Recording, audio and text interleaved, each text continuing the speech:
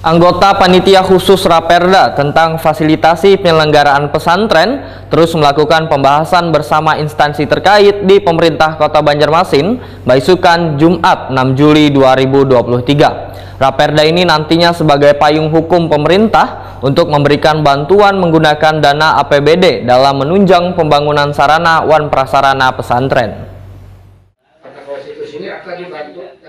Anggota Panitia Khusus Raperda tentang fasilitasi penyelenggaraan pesantren terus melakukan pembahasan bersama instansi terkait di pemerintah Kota Banjarmasin, Baisukan, Jumat 6 Juli 2023. Ketua Pansus Raperda Penyelenggaraan Fasilitas Pesantren Arupa Arif, Wetakuni Prima TV memedahkan Raperda ini nantinya sebagai payung hukum pemerintah untuk memberikan bantuan menggunakan dana APBD dalam menunjang pembangunan sarana wan prasarana pesantren. Sehingga melalui bantuan yang diberikan akan meningkatkan fasilitas pesantren yang ada di Banjarmasin bisa bersaing dengan kabupaten wan kota lainnya. Arupa Arif memedahkan pembentukan Raperda Inisiatif DPRD Banjarmasin ini mengacu pada Undang-Undang Nomor 18 Tahun 2019 yang berbunyi pemberian bantuan bisa dari pemerintah pusat wan pemerintah daerah. Walaupun begitu, bantuan yang diberikan nantinya diharapkan kada double atau ta-2 antara pemerintah pusat wan daerah. Ya, jadi baik itu ada memang menurut peraturan undang-undang pesantren di situ disebutkan bahwa pemerintah daerah ini mempunyai kewajiban juga untuk membina dan memfasilitasi dan membantu baik dari segi keuangan maupun sarana prasarana untuk pendidikan pesantren. Nah, jadi untuk bantuan terkait dana ya mungkin di situ ada 2 poin ya, ada yang menjadi keharusan, kemudian ada yang dapat. Nah, maksudnya di situ di Undang-Undang Pesantren itu kan menjadi kewajiban pemerintah pusat. Nah, jadi pemerintah daerah ini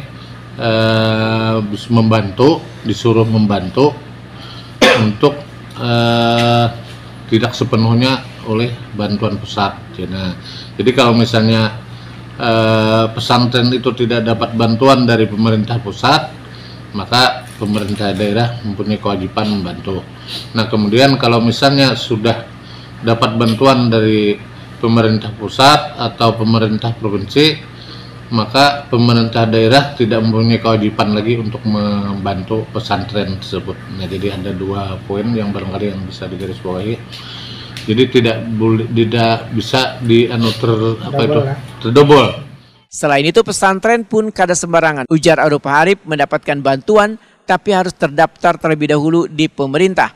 Karena dari begitu banyaknya pesantren yang ada di kota Seribu Sungai ini, hanya 12 pesantren yang terdaftar di pemerintah kota.